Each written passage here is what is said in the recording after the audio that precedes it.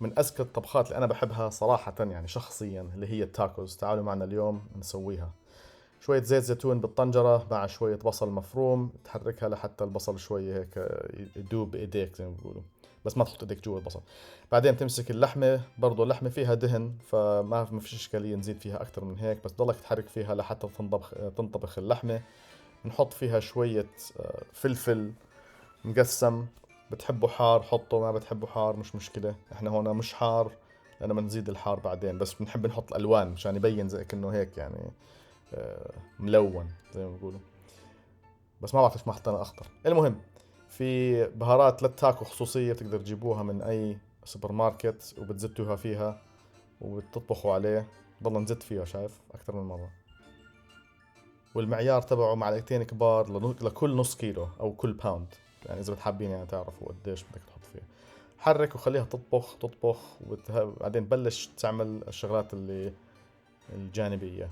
امسك الخس قسمه صغير صغير صغير صغير صغير، أصغر ما بتقدر. حتى يعني إذا حاسه لساته صغير صغره، اعمله أصغر من هيك لحتى يصير عندك كمشة كبيرة تقدر تاخذ منها وتحطها جوا التاكو.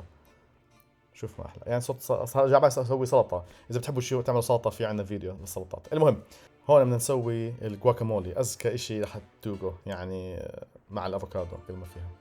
تمسك البصل تبلش تفرم فيه، بدنا اياه كتير صغير لانه هذا رح يكون جزء من الصوص اللي رح نحطها.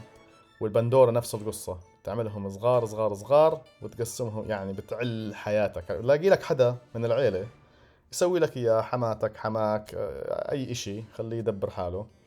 بعدين بنمسك كزبرة خضراء هالمرة. الكزبرة يا شباب زي ما قلنا من قبل ممتازة، بتطلع نكهة البندورة كتير كويسة، فبنعملها هون مع شوية بقدونس كمان. الخضار ممتاز، هذه ممتازة للصحة، ممتازة لصحة العيلة، يعني حاولوا تعملوها.